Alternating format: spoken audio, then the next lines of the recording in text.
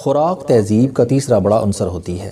آپ اگر کسی قوم، کسی خاندان یا کسی شخص کی تہذیب کا اندازہ لگانا چاہتے ہیں تو آپ صرف اتنا دیکھ لیں کہ وہ کیا کھا رہا ہے اور وہ کیسے کھا رہا ہے۔ آپ کو مزید تحقیق کی ضرورت نہیں رہے گی۔ ہمارے رسول صلی اللہ علیہ وآلہ وسلم کے بہترین زندگی کے 40 اصولوں میں سے 7 اصول صرف کھانے سے متعلق ہیں۔ میں 2 اصول پچھلے کالم میں لکھ چکا ہوں، باقی 5 یہ ہیں۔ آپ صلی اللہ علیہ وسلم نے فرمایا کہ گرم کھانے کو پھونک سے ٹھنڈا نہ کرو، پنکھا استعمال کر لیا کرو۔ یہ فرمان بھی ہائیجین پر بیس کرتا ہے۔ ہم جب گرم کھانے کو پھونک مارتے ہیں تو ہمارے منہ کے بیکٹیریا کھانے کو زہریلا بنا دیتے ہیں۔ یہ حرکت تہذیب اور شائستگی کے بھی منافی ہے۔ فرمایا کہ کھاتے ہوئے کھانے کو سونگھا نہ کرو۔ کھانے کو سونگھنا بد تہذیبی بھی ہوتی ہے اور کھانے کی خوشبو ہمارے ناک کے اندر موجود سونگھنے کے خلیوں اور پھیپھڑوں کی دیواروں کو بھی زخمی کر دیتی ہیں۔ ہمیں چھینک بھی آ سکتی ہے اور یہ چھینک سارے کھانے کو برباد کر سکتی ہے۔ فرمایا کہ اپنے کھانے پر اداس نہ ہوا کرو۔ ہم عموماً کھانے کی مقدار اور کوالٹی پر اداس ہو جاتے ہیں۔ ہم ہمیشہ کھانا کھاتے وقت دوسروں کی پلیٹ کی طرف دیکھتے ہیں۔ یہ عادت ہمارے اندر ناشکری پیدا کرتی ہے۔ ہم اگر اپنے کھانے کو اللہ کا رزق سمجھیں، اس پر شکر کریں تو ہمارے اندر برداشت بھی بڑھے گی اور صبر اور شکر کی عادت بھی ڈیویلپ ہوگی۔ یہ عادت ہماری زندگی کو بہتر بنا دے گی۔ فرمایا کہ منہ بھر کر نہ کھاؤ۔ ہمارا منہ خوراک کے ہاضمے کا آدھا کام کرتا ہے، باقی آدھا کام معدہ سر انجام دیتا ہے۔ ہم جب منہ بھر لیتے ہیں تو زبان اور دانتوں کو اپنا کام کرنے کے لیے جگہ نہیں ملتی۔ ہم جلدی نگلنے پر مجبور ہو جاتے ہیں اور یوں ہمارے معدے کی ذمہ داری بڑھ جاتی ہے۔ معدہ یہ ذمہ داری پوری نہیں کر پاتا، ہم بد ہضمی کا شکار ہو جاتے ہیں۔ ہمارے رسول صلی اللہ علیہ وآلہ وسلم ہمیشہ چھوٹا لقمہ لیتے تھے، دیر تک چباتے تھے اور آدھا معدہ بھرنے کے بعد ہاتھ کھینچ لیتے تھے۔ آپ صلی اللہ علیہ وسلم پوری زندگی صحت مند رہے۔ آپ صلی اللہ علیہ وسلم کے صحابہ نے بھی یہ عادت اپنا لی۔ چنانچہ مدینہ کے طبیب بے روزگار ہو گئے اور وہ کھجوروں کی تجارت کرنے لگے۔ فرمایا کہ اندھیرے میں مت کھاؤ۔ اس فرمان کی 2 وجوہات ہیں۔ اندھیرے میں کھانے میں کیڑے مکوڑے ملنے کا خدشہ ہوتا ہے اور دوسرا روشنی کا کھانے کے ساتھ گہرا تعلق ہوتا ہے۔ ہمیں روشنی میں کھایا ہوا کھانا زیادہ انرجی دیتا ہے۔ یہ وہ واحد وجہ ہے جس کی بنا پر دنیا بھر میں ڈنر کے وقت ہال اور کمرے کی تمام لائٹس آن کر دی جاتی ہیں۔ یہ ممکن نہ ہو تو میز پر موم بتیاں جلا دی جاتی ہیں۔ انگریز اس انتظام کو کینڈل لائٹ ڈنر کہتے ہیں۔ یہ روایت ہزاروں سالوں سے چلی آ رہی ہے اور یہ انتہائی مفید ہے۔ آپ صلی اللہ علیہ وآلہ وسلم نے بھی روشنی میں کھانے کا حکم دے کر اس روایت کی تائید فرمائی۔ آپ صلی اللہ علیہ وسلم نے فرمایا کہ دوسروں کے عیب تلاش نہ کرو۔ ہم جب دوسروں میں عیب ڈھونڈتے ہیں تو ہم چغلی، غیبت اور منافقت جیسی روحانی بیماریوں کا شکار ہو جاتے ہیں۔ یہ بیماریاں ہمیں حسد جیسے مہلک مرض میں مبتلا کر دیتی ہیں اور یوں ہم ذہنی، جسمانی اور روحانی تینوں سطحوں پر علیل ہو جاتے ہیں۔ چنانچہ ہم اگر صرف دوسروں میں عیب تلاش کرنا بند کر دیں تو ہم حسد، منافقت، غیبت اور چغل خوری جیسے امراض سے بچ جائیں گے۔ ہم صحت مند زندگی گزاریں گے۔ فرمایا کہ اقامت اور اذان کے درمیان گفتگو نہ کیا کرو۔ اللہ کائنات کا سب سے بڑا بادشاہ ہے۔ اذان اس بادشاہ کی طرف سے بلاوا ہوتا ہے اور اقامت شرف بازیابی کی اجازت۔ چنانچہ یہ دونوں اوقات پروٹوکول ہیں۔ اللہ تعالیٰ کو پروٹوکول کی خلاف ورزی اچھی نہیں لگتی۔ ہم اگر دنیاوی بادشاہوں کے پروٹوکول کا خیال رکھتے ہیں تو پھر ہمیں دنیا کے سب سے بڑے بادشاہ کے پروٹوکول کا سب سے زیادہ احترام کرنا چاہیے۔ فرمایا بیت الخلاء میں باتیں نہ کیا کرو۔ اس کی وجہ جراثیم ہیں۔ ہم پچھلے کالم میں اس کا تفصیل سے ذکر کر چکے ہیں۔ ہمارے رسول صلی اللہ علیہ وآلہ وسلم دوستوں کو بہت اہمیت دیا کرتے تھے، لہٰذا آپ صلی اللہ علیہ وسلم نے فرمایا کہ دوستوں کے بارے میں جھوٹے قصے بیان نہ کیا کرو۔ دوستوں کے بارے میں جھوٹے قصوں سے دوستوں کی دل آزاری بھی ہوتی ہے اور دوست بدنام بھی ہوتے ہیں۔ چنانچہ اس عادت بد سے پرہیز دوستی کے لیے بہت اہم ہے۔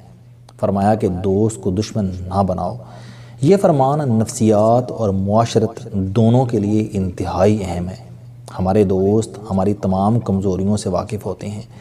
یہ جب دشمن بنتے ہیں تو یہ دنیا کے خوفناک ترین دشمن ثابت ہوتے ہیں۔ چنانچہ ہمیں زندگی میں کبھی کسی دوست کو دشمن بنانا چاہیے اور نہ کبھی کسی دوست کا دشمن بننا چاہیے۔ فرمایا کہ دوستوں کے بارے میں شکوک نہ پالو، شک دوستی کے لیے زہر ہوتا ہے۔ ہم جب دوستوں کے بارے میں مشکوک ہوتے ہیں تو دوستی کا دھاگا کمزور ہو جاتا ہے، چنانچہ شک سے بچنا ضروری ہوتا ہے۔ فرمایا چلتے ہوئے بار بار پیچھے مڑ کر نہ دیکھو۔ چلتے ہوئے پیچھے مڑ کر دیکھنا ایک نفسیاتی بیماری ہے۔ یہ بیماری خوف زدہ، ڈرے اور سہمے ہوئے لوگوں میں کامن ہے۔ ہم جب چلتے ہوئے پیچھے مڑ کر دیکھتے ہیں تو ہم اس بیماری کا شکار ہوتے چلے جاتے ہیں۔ پیچھے مڑ کر دیکھنے سے ہماری توجہ بھی بڑھ جاتی ہے، ایکسیڈنٹ کا بھی خطرہ پیدا ہو جاتا ہے، ہماری رفتار بھی آدھی رہ جاتی ہے اور ہم بلا وجہ دوسرے لوگوں کو اپنی طرف متوجہ بھی کر لیتے ہیں۔ فرمایا کہ ایڑیاں مار کر نہ چلو۔ ایڑیاں مار کر چلنا یا چلنے کے دوران دھمک یا آواز پیدا کرنا تکبر کی نشانی ہے، اور تکبر مسلمانوں کو سوٹ نہیں کرتا۔ ہمارے پاؤں کا ہمارے دماغ کے ساتھ گہرا تعلق ہوتا ہے۔ ایڑیاں مارنے سے ہمارے دماغ کی چولیں ہل جاتی ہیں، ہم دماغی لحاظ سے کمزور ہو جاتے ہیں۔ آپ کو ایڑیاں مار کر چلنے والے جلد یا بدیر دماغی امراض کی ادویات کھاتے ملیں گے۔ فرمایا کسی کے بارے میں جھوٹ نہ بولو۔ جھوٹ دنیا کی سب سے بڑی معاشرتی برائی اور گناہوں کی ماں ہے۔ ہم اگر صرف جھوٹ بند کر دیں تو معاشرہ ہزاروں بیماریوں سے پاک ہو جاتا ہے۔ فرمایا کہ ٹھہر کر صاف بولا کرو تاکہ دوسرے پوری بات سمجھ جائیں۔ جھوٹ کے بعد غلط فہمی معاشرے کی سب سے بڑی برائی ہے۔ ہم جب گفتگو میں واضح نہیں ہوتے تو غلط فہمیاں پیدا ہوتی ہیں، اور یہ غلط فہمیاں معاشرتی بگاڑ کا باعث بنتی ہیں۔ چنانچہ ہم جب بھی بولیں بلند، واضح اور صاف بولیں۔ آپ صلی اللہ علیہ وسلم نے فرمایا کہ اکیلے سفر نہ کیا کرو۔ یہ فرمان بھی حکمت سے بھرپور ہے۔ اکیلا آدمی خوفزدہ بھی رہتا ہے، پریشان بھی، اور یہ عموماً حادثوں کا شکار بھی ہو جاتا ہے۔ تحقیق سے ثابت ہوا کہ سفر کے دوران اکیلے آدمی زیادہ لٹتے ہیں، زیادہ جلدی بیمار ہوتے ہیں اور یہ زیادہ غلط فیصلے کرتے ہیں۔ چنانچہ جب بھی سفر کریں ایک یا دو لوگوں کو ساتھ شامل رکھیں، بالخصوص عورت کو کبھی اکیلے سفر نہ کرنے دیں۔ فرمایا فیصلے سے قبل مشورہ ضرور کیا کرو۔ انسان 16 کیمیکلز کا مجموعہ ہے۔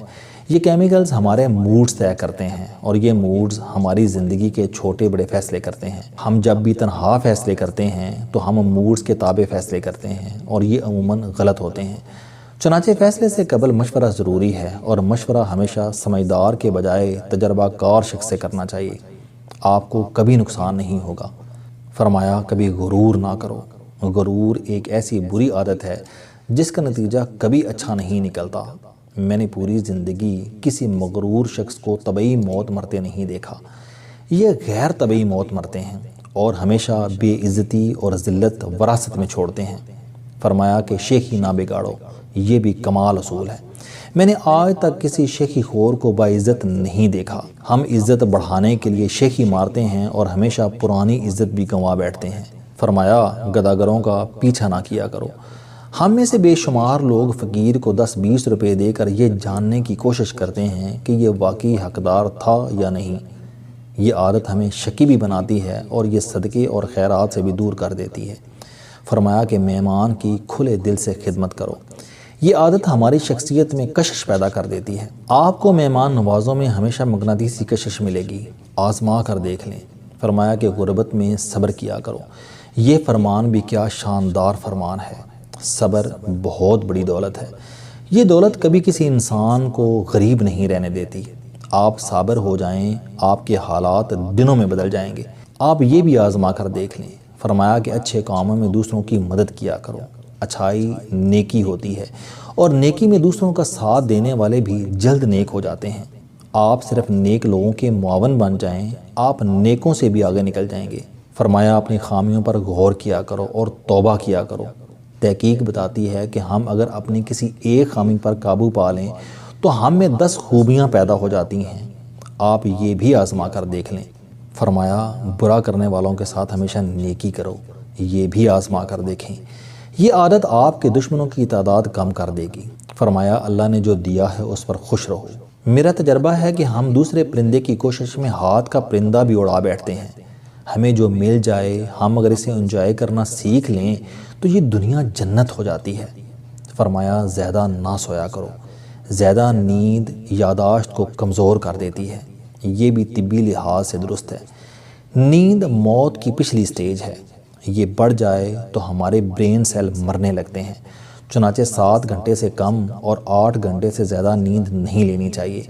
اور 40واں فرمان فرمایا روزانہ کم از کم 100 بار استغفار کیا کرو، یہ عادت بھی عبادت ہے، آپ کر کے دیکھیں، آپ کو نتائج حیران کر دیں گے۔ السلام علیکم دوستو، علم دوستی چینل بنانے کا مقصد موٹیویشنل اور زندگی بدل دینے والی کہانیاں آپ تک پہنچانا ہے۔ مجھے خوشی ہے کہ آپ کو یہ ویڈیوز بہت پسند آ رہی ہیں۔ کوئی بھی شخص جو مایوسیوں میں گھرا ہو یا کوئی بھی شخص جو اپنی زندگی مثبت انداز سے گزارنا چاہتا ہے، اس کے لیے یہ چینل لائف چینجنگ ثابت ہوگا۔ میرا دعویٰ ہے کہ کوئی بھی شخص اگر اس چینل کی ویڈیوز دیکھ اور سن لے گا تو اس کی زندگی بدل جائے گی۔ اگر آپ کو یہ چینل پسند آئے تو اسے سبسکرائب کرنا نہ بھولیں تاکہ ہر نئی آنے والی ویڈیو آپ تک پہنچ سکے۔ اس ویڈیو کو دوسروں تک ضرور پہنچائیں کیونکہ یہ صدقہ جاریہ ہے۔